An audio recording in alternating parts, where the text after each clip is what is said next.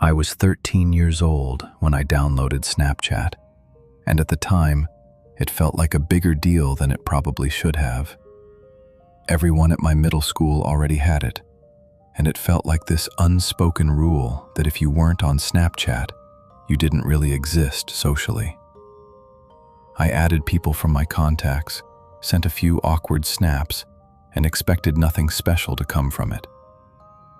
That's when I noticed that Jessica had added me back, and my heart started racing because she was the kind of girl I never thought would even notice me, let alone want to talk to me. From that day on, we talked constantly. We snapped each other throughout the entire day, from the moment I woke up to the moment I went to sleep, talking about school, teachers we hated, dumb jokes, and random things that didn't matter, but somehow felt important because it was her. She laughed at what I said, asked questions about me, and made me feel like I wasn't invisible for once. I kept thinking it was too good to be true, but I ignored that feeling because I wanted it to be real.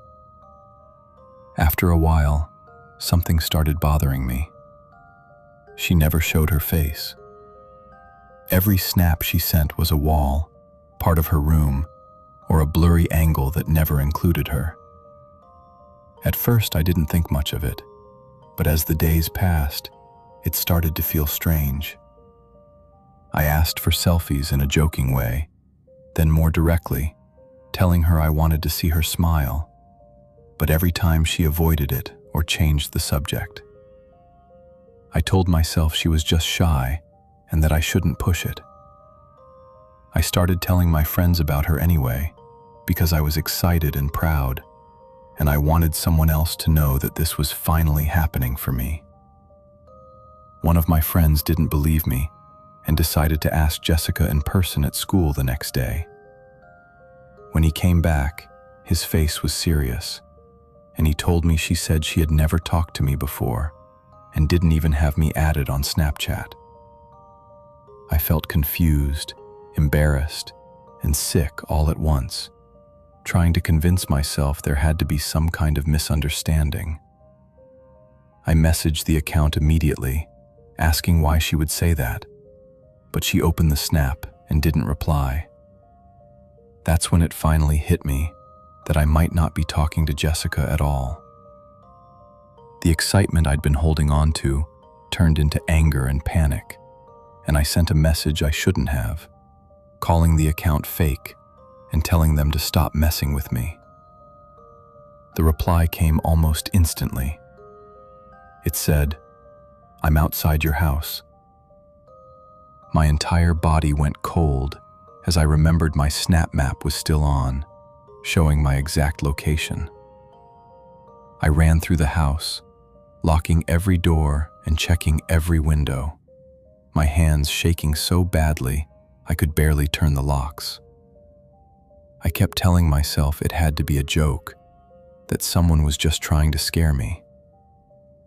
Then I heard a sharp tapping sound against the window.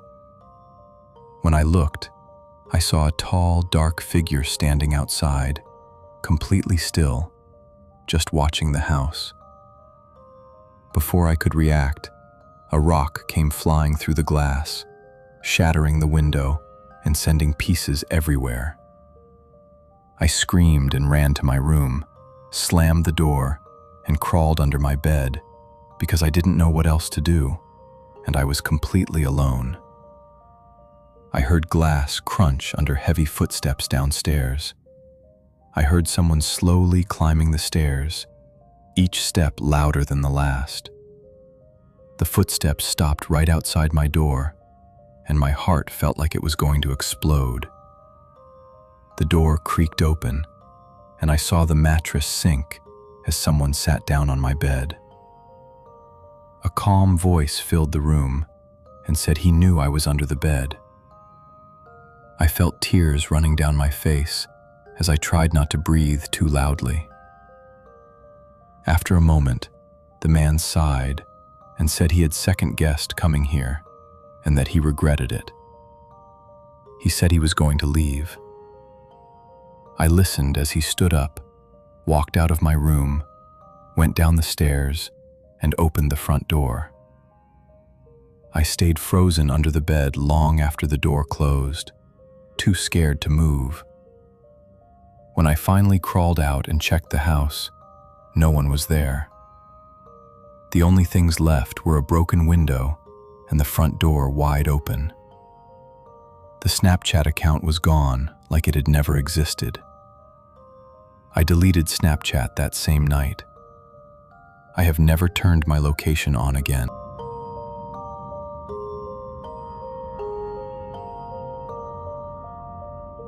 I was 14 when I downloaded Snapchat, and at first it felt like a harmless way to talk to people and feel connected to the world outside my school and home.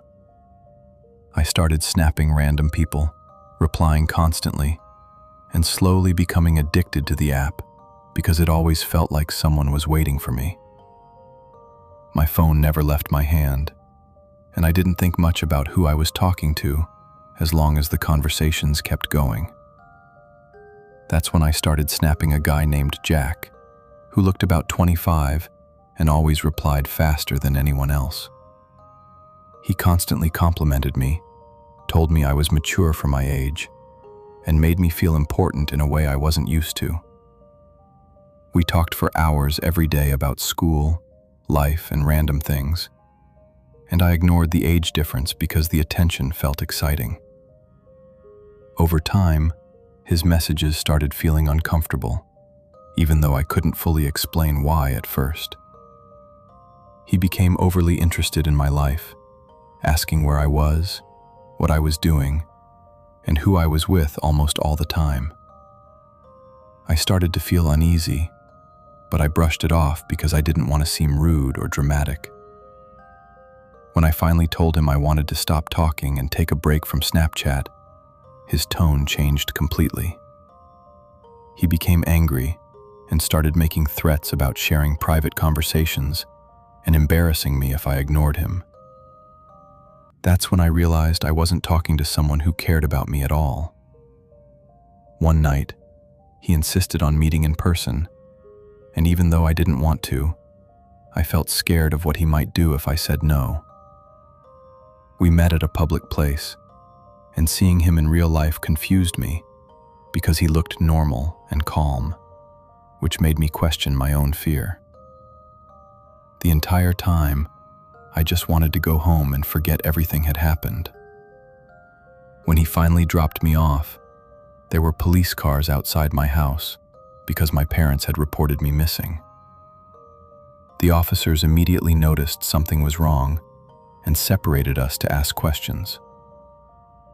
I broke down and told them everything about the messages, the pressure, and how scared I had been. Jack was arrested that night, and I was told he would never be able to contact me again. Later, I learned he had been doing the same thing to other kids online. I downloaded Snapchat thinking it was harmless, but I learned how quickly attention can turn into control if you're not careful.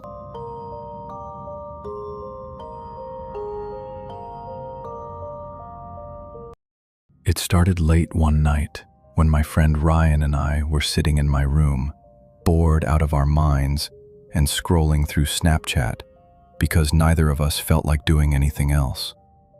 We were adding random people, sending pointless snaps, and laughing at how easily strangers would respond, treating it like a game without thinking about the fact that these were real people with real lives.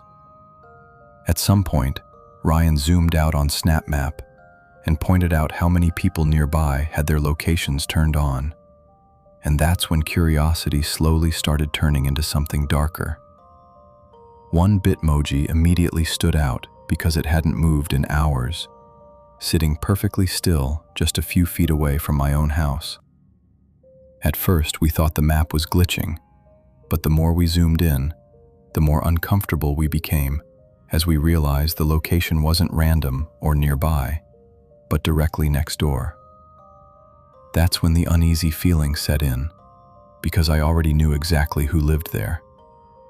The neighbor had always been strange in a way that was easy to ignore, until you stopped ignoring it, because he never spoke to anyone, never waved, and always seemed to be watching instead of living.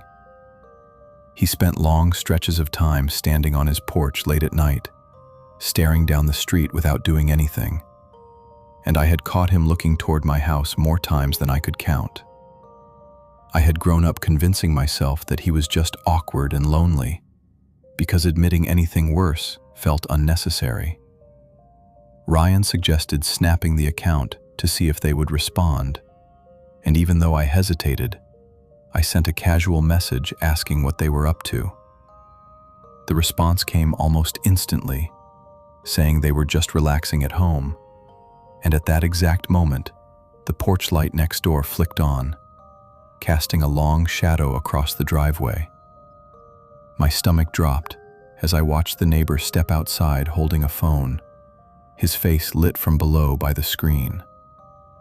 The Snap Map refreshed, and the Bitmoji moved from the center of the house to the front porch, matching his position perfectly.